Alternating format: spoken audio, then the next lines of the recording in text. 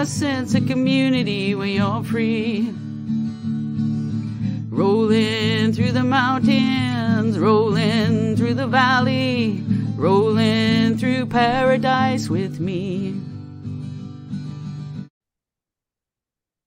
Hi, everyone. Well, my guests have been on the show once before.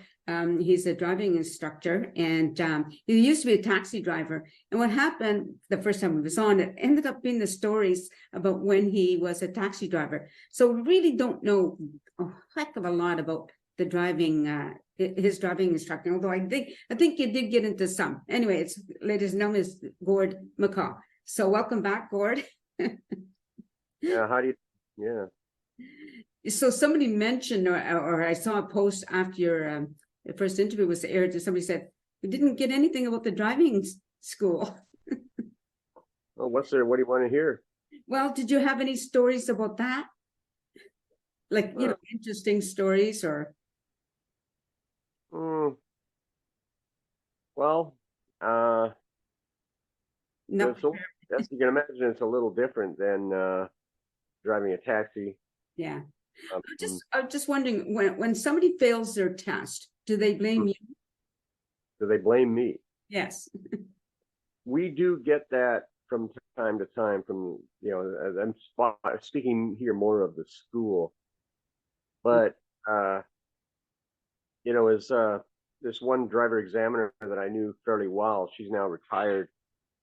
She would say to people, we didn't fail you, you failed yourself. Yeah. Okay. So what people don't realize is how qualified you have to be licensed in BC. Excuse me, I'm going to be clearing my throat here a little. I'm just wrestling with a cold right now. Oh, no fun, yeah. But yeah, people do some, but mostly they don't. Mostly they get it, Yeah. There's about a 50% fail rate in BC. BC is the toughest place in North America to get licensed. Oh, absolutely. Yeah. Sorry, go ahead. There's a lot of criteria people have to meet, and the ICBC recommends a bare minimum of 60 hours of driving before attempting a first road test.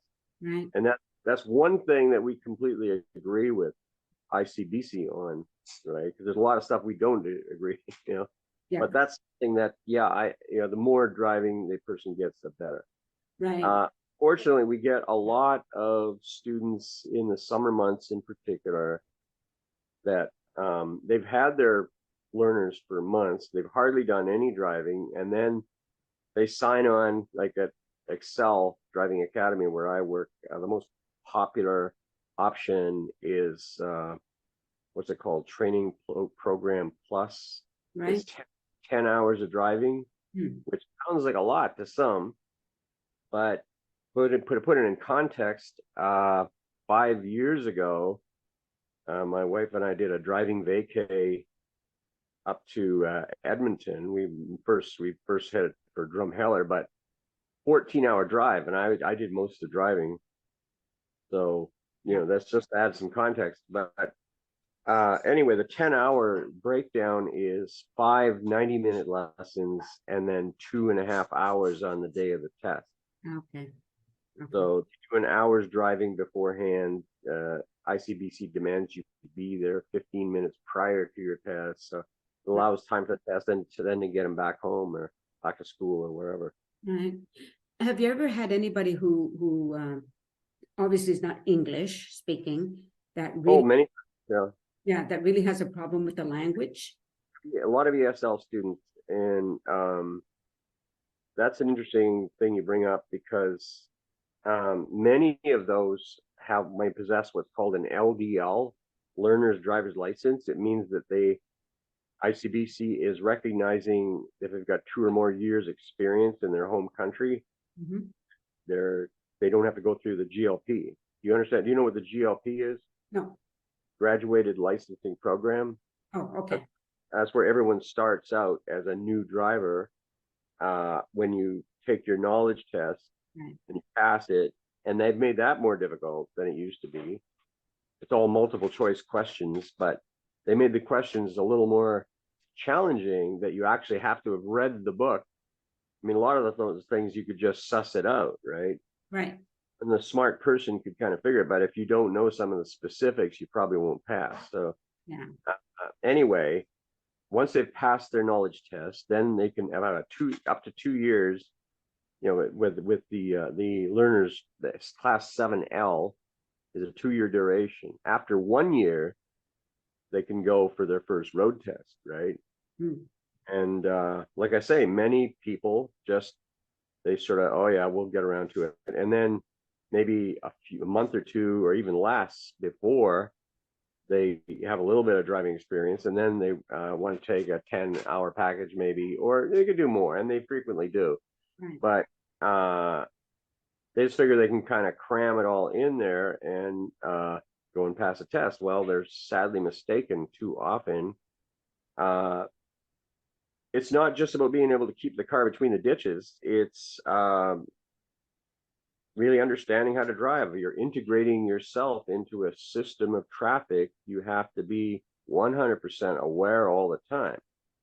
And this is another interesting point. I hear people speak of, oh, he used defensive driving, like it's some kind of voodoo or Yeah. you know, something like that. And really, all that defensive driving is really keen observation, really seeing what you're looking at. Right. Because people will drive through an area and, oh, I didn't know that was a 30-kilometer zone. And that, by the way, is the biggest test killer of all, because ICBC's line in the sand is 35K, and that's anything 35 plus is a fail, right? And 35 isn't very fast, Yeah. but that's enough to fail the test. Okay. Right. So, but not only that, you've got to do a lot of what I call formal observation, like shoulder checks. Like every time you stop for a right turn, and it doesn't matter if it's the quietest corner in Chilliwack, you've got to do a right shoulder check. And so many, I find that I'm into my 25th year as an instructor, I can count on the fingers. I used to say on one hand, now it's on 2 hands, the number of students that I never had to tell to do their right shoulder check. They somehow knew about it and they knew they had to do them. But everyone else, better than 99%, have to keep, even right to the point where they're walking up to meet their examiner and head out for the test. Do your shoulder checks. I'm stage whispering. Do your shoulder checks. Do your right shoulder checks. I had a student just on Wednesday in it lives in West Van. She was testing in North Van. And I said, look, we start out and she misses a few right shoulders. I said, look, you may as well be planning for your next test, because if you don't do these, you won't pass. And sure enough, that was one of the things that failed her. Well, as a pedestrian, like I've noticed a lot when I go to getting to an intersection and a car, I'm going this way and the car's coming that way and they stop. They often only look one direction. Exactly. Yeah. Well, as you know, as a driver, you have to look left. If you don't, it's a suicide mission. Yes. Especially if you're waiting a longer time. Like say you got to wait for 30 cars to go past on your left to jump in without enough space. And people are doing that way too often. I'll get into that in a moment. But yeah, your attention is completely drawn to the left side. And it's very, so many people just don't check that right side. So that's where it becomes more essential. What are you looking for on your right side? Cyclists, skateboarders, bladers, pedestrians, increasingly people on very fast scooters, that could sneak. Where are they going to be? They're going to be on your right side. And I keep telling students, you have to turn your head 90 degrees, look behind the B pillar. As you know, the front roof connector is an A, the middle one's the B on a sedan, and then the back one is the C pillar. So you have to turn your head and look out the rear side window, because that's where the blind spots on the mirrors are. Right. Yeah. So and of course, shoulder checks must be done for lane changes. Also, the most important shoulder check, bar none, is the one pulling in from a park position into traffic. And I think most people get that right away. There's a real and present danger there, and people understand this. that's part of the problem with the right turn shoulder check. Better than 99.99% of the time, there is nothing there. Yeah. You know, like I say, if you're at the quietest corner in Chilliwack, you know, you came down the block, you didn't see any cyclists, you didn't see any scooters, you didn't see any pedestrians, no rollerbladers, no nothing. And then you stop, and you must fully stop. You know, most people do what's called the California stop or a taxi roll, where you kind of sort of stop, but not quite. Not quite, yeah. And that, well, every time you do that, they're going to mark you a C2, Right. which is to get a little bit into the criteria of the examiner's marking. They look at 5 of what they call the global skill. And category A is observation, B is space, C is speed, D is steering, and E is communication. Not many people know that. Suppose you're waiting for a person to cross the road and they're sort of hesitant to leave the intersection or leave the corner, and quite understandably, as you know. So if you wave them to go like that, you're going to get marked for that. Oh, okay. Now, I didn't know that until I was explained to me by a driver examiner. If you wave them to go, you're counseling them to make a move. And if somehow they get run over by a ready mix cement truck, you could be found partially liable for the death or injury of that person. Wow. Right. So I was surprised, and it makes sense. And I've also, and the other thing is, very often somebody will wave you to go, right? Yes. And so I say to my students, I say, are you going to go because that person says it's okay, or because you know it's okay? So, you know, I've had occasions where a student went to go and then a car came flying down the outside lane, and whoa, they had to brake really hard. So now you know why you don't take the word of that person who may be telling you with the best of intentions you should go, but you know that it's not safe. Yeah. You have to know it's not safe. Right. My motto: if you don't know, don't go. Oh, very good. Yeah. Well, another thing I noticed, and most people are pretty good, but people pull up right across the crosswalk. Yes, you know? And I had an experience. I can't remember if he was pure later or a UPS driver in a van, and he was waiting. He wanted to turn left. There's lots of traffic coming on his right side. He was right across. He wouldn't. Nobody behind him. He wouldn't back up. And I'm standing there. I want to cross. I'm walking, and he just looks at me. And I'm like, I do this. So as he turned, finally, when he turns, he honks the horn at me like I did something wrong. And I'm he's off base for sure. Yeah. And then the next intersection, same thing happened, but that person just moved back out of the way so I could cross, because they wouldn't have been able to turn right away anyway. There was traffic, you know? Well, the rule is, as you may know, you have to stop at the stop line. And the thing is, with most stop lines, you can't see well enough to determine if it's clear. But the purpose is there a pedestrian? And very often there's not. So people get in the habit of rolling to the edge of the intersection. I notice just about everyone does that. Right. Yeah. Yeah. So they're just about, and they get so much in the habit of doing that if they do that on the test, like if there's a pedestrian in the crosswalk or approaching and they're obviously about to enter the crosswalk, you have to hold back. It's a bit different if you have made a stop and then, okay, it's clear, you move in, but then a pedestrian comes along after the fact. They're not going to mark you for that because you can't predict the movements of anyone on the road, right? Right. Yeah. And if you back up, you'll get a fail. Okay. Fail you because what if somebody walks behind you? That's what I usually do when I don't walk in front of them, because then you're in the road, right? Yeah. So yes. I walk behind, and I'm walking. Yeah. In this case, it was a trap, you know. So if I want to go behind him, I had to go, you know. Right. Yeah. That was a bad move on his part for sure. It was a bad move, and I should have thought. I only thought afterward. I had my phone. I should have taken his driver's license and reported him to the company because even just you know, I wouldn't want anybody to lose their job, but they certainly need to be safe, right? Absolutely. Yeah. And that's probably not the only time they've done that. Yeah. Yeah. Another thing I think is that people tend to take shortcuts after a while. Like you get your license, you're all very alert, you know. I don't know how long it takes. Some people are worse than others at starting to take shortcuts. Not like you said, roll, you know, instead of stopping at the stop line, you know, going right forward right across the crosswalk. That's Most people do. Yeah. yeah. So what, That's creep in. Yeah. yeah. Now I know that I don't know what age here in BC you have to go back and get have a driver's test again. You can be retested every 2 years after the age of 80, and it's usually based on your family recommendation, like, well, grandpa's blind in one eye and he can't see out of the other one, that sort of thing. Or cognitive issues creep in. Yeah, But it's really on a medical recommendation. I think it should be sooner than that. Well, the thing is, ICBC is so stretched testing. There was about a steady 3-month backlog of people looking to get tests before the pandemic. Okay.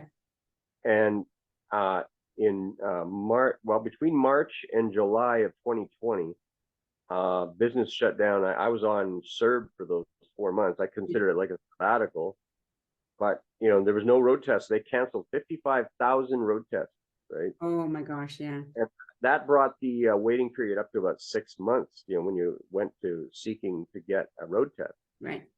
And so to remedy that situation, ICBC opened up several of the claim centers that were doing nothing because they don't bring people in to assess the damage for car anymore. I don't know how they handle it, but they turned several of those claim centers into driver testing centers. Like there's one in Burnaby, Richmond.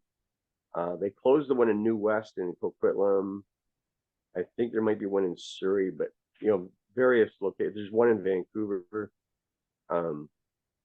These are in addition to the regular ICBC driver service centers where you can take a road test. Right. Just trying to catch up. Yeah. Okay. Well, that makes sense. This is kind of unprecedented. They've now started doing Saturday tests. Okay. They used to do them occasionally in the past at select locations. Like I remember in the winter of 2008, 2009, where there was like 3 feet of snow on the ground. That pretty well. I remember that year, and in 08, I was off work for 3 weeks because it just was impossible. The side streets were impossible. They weren't getting any plowing. You couldn't do any parks. So I was just off. It was dangerous. Yeah. I don't mind taking students out for a drive in the snow if they've got some experience, but the biggest risk is from other drivers. I remember when I worked at Johnson's Driving School, the place I started out in '99. I was the co-owner of that school for 5 years. There was a guy working for us part-time, and he got rear-ended by a guy. I think it was his second or third rear-end crash that week. Wow. He was driving his elderly daddy to the emergency room and slid on some ice. Yeah. And the guy he had an injury as a result of this rear-ender that he was off on disability for, not disability, but he was off work for about 6 months. Wow, that's a long time. Yeah, for sure. I've been rear-ended more than a dozen times, but most of them are what you call a bumper kiss, or just basically connects. The most damage you might see is the imprint of their license plate screws on your rear bumper. But one time I was in New West with a student. Traffic was insanely heavy. There'd been some crash that was tying things up. And I remember my student, she looked at me, and I think that guy's going to hit us. And bam, sure enough, he did. So about 2 or 3 weeks later, she said she started having back pain. And one thing, this is very important. A lot of times in these bumper kiss situations, people might say, well, especially the person that did it on you, they're going to say, oh, it's no big deal. I can give you some cash. We don't need to get the ICBC involved in this. And a person might want to be kind and say, yeah, we don't need to bother. But as you may know, very, very often a person the injury may not kind of reveal itself for a day or two, or even in my student's case, 3 weeks. Right. Yeah. So if you go that route, you're out of luck. You're just, even in this age of no fault, which is pretty crappy from what my understanding, some of the horror stories I've been hearing. You've got no recourse, right? Instead of some help, for an injury. But it's very common for people to be injured that way. Right. Yeah. Now, just thinking about how quick an accident can happen. Like that second of taking, just losing your concentration for a second even, right? Looking here when you're still driving or something. It's just accidents can happen so quickly. Observation is the bedrock of everything you do. And the other pillar I should have mentioned when I was discussing defensive driving, the other thing is space management. Always having enough space to do whatever it is you do. So you got to be a keen observer. You got to check your mirrors a couple times a block. You've got to be shoulder checking. Getting back to shoulder checks for a moment. As I mentioned, I think the very most important one is when you're pulling in from a park position. Ironically, the one that's the least important is when you're pulling over to the curb. Suppose you're pulling over alongside a curb and there's just no cars, there's no nothing. And if you don't do a shoulder check, the examiner's going to mark it. Okay. And so people fail for this kind of, they have no idea, especially if they've never taken any driver training, which the vast majority, I think it's less than 25% of drivers take any driver training at all in BC. Wow. Unlike, say, Germany, which is the gold standard for driver licensing, and everybody has 100% of people have to take driver training, or you just don't get a license. But they've. Yeah, I'm just saying it sure changed over the years, and probably from province to province. Like I was in Ontario when I originally got my license, and one of my sisters was a few of them were in Quebec, and the difference is, one of my sisters was with a group. They were taking group lessons. So when it was time for the test, only a couple of people were picked to take the road test. Oh my God. Yeah, and she wasn't one that was picked, and she said it's a good thing because she knew how to drive, but she said she would have been so nervous just the idea of being tested that she would have failed, But it's just you're touching on something important. That is a lot of people just have huge anxiety about testing, and that causes many people to fail. Yeah. Overconfidence can be a factor. Just not being prepared. But yeah, definitely anxiety can be huge. Yeah, for sure. Now let's spend a bit more time on a bit of the time left on some of your taxi driving days, as I know you had some fabulous stories last time. Did you have any ready? I don't know if there's anything I didn't touch on. Because I know what happened with, did we talk about ask you whether you were ever robbed? No, the worst incident I had was that abduction that I mentioned in the first go round. Never got robbed, but I did have people jump fares. And I, just for sake of whatever, there's two groups that in particular that you usually had problems with, or very often had problems with. There's nothing hard and fast with dealing with anybody, but I'm not gonna. Anyway, the other group that I have no hesitation mentioning as being a problem are drunk, especially young white males. Okay. And yeah, that can get they're very often problematic. Right. I can imagine. A lot of one thing, if you had somebody coming out of there used to be a nightclub on Georgia Street called the Body Shop. This is going back several years. And you get these yahoos that are the bridge and tunnel crowd, and they come out of there drunk, spend all their dough, and take me to New West, take me to Surrey. And you say, okay, show me the cash up front, and we'll leave. Apparently, they say I've been out of the taxi business for 25 years now, so I'm my understanding is you can't do that, but that sounds like BS to me, because a lot of people, if they're not paying up front, then if they resist that, then they're bad news, right? Yeah, for sure. So, and the thing, once they get out of the car legally, there's nothing you can do, and the police don't back you either. Yeah. So that's why the drivers take to arming themselves. That's what. Deal with these idiots. So as a driver, now you've got your meter on. Yeah. And that passenger, that fare doesn't pay. What happens? Do you have to like because that meter was on? Is that? You could get, a lot of times you might get collateral off them, like a watch or something, and sometimes they'd come and claim it, and sometimes they wouldn't. some valuable items. But then you've got to, it depends, if it's one of these galoots that's an aggressive, violent individual, it's pretty hard to get any collateral. That's why in those cases, either you really your sixth sense gets very sharp in that business. And a lot of times that you get somebody that just seem like bad news. You say, oh, shift change is coming up. I can't do a longer trip. Sorry, I gotta go. You give them some excuse like that. But or the worst thing is they get in if they get in and say just drive. No, you got to give me a destination or we're not going anywhere. Right. But it's you have to be the captain of the ship in that job. You can't take any guff. Yeah. And like I say, 95% of the people you get in that business were good. So as are taxi drivers, whether you work for a company or not, are you still an individual contractor? It depends. Like at Blacktop, where I worked most of my taxi years in Vancouver, they were like shareholders. Like there's a lot of driver owners, right? So I think I don't know if it's really a co-op, but they're like shareholders in a business, and that's the way it mostly works. Like okay. I never had the most remote interest in owning a car. I only usually worked 3 to 4 days a week.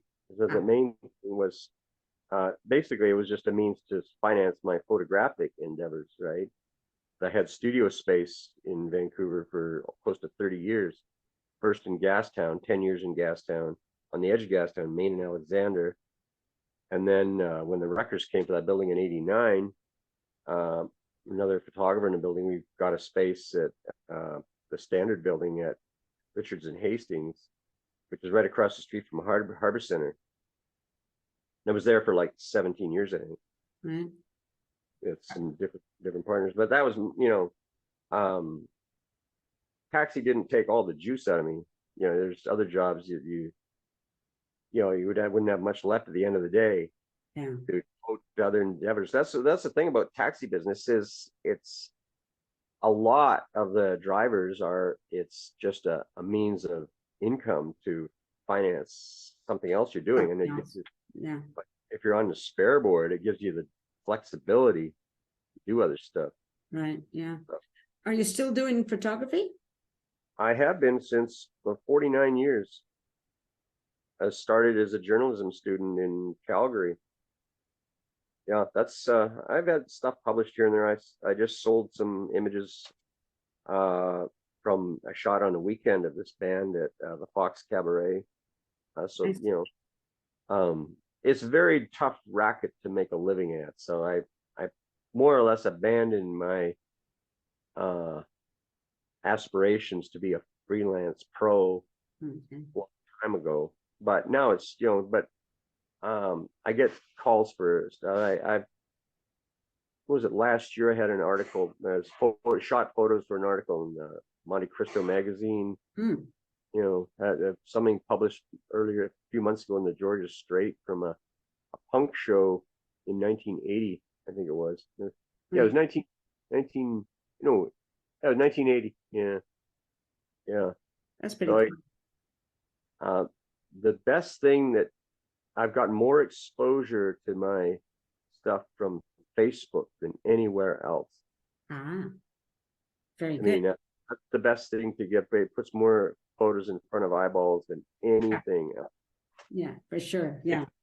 Instagram to some degree, but I can't. Yeah, I'm on. I mean, I signed up for Instagram, but I'm not really into Instagram. I haven't posted anything. So yeah.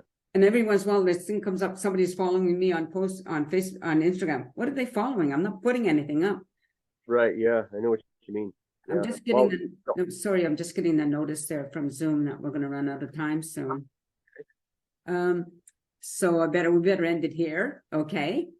Okay. So stay on camera. So everybody would just this is you've been listening to Gord MaCaw and he has more stories. Pardon, Gord MaCaw. Sorry, Gord. I'm sorry. I think did I do that at the beginning? No. Okay.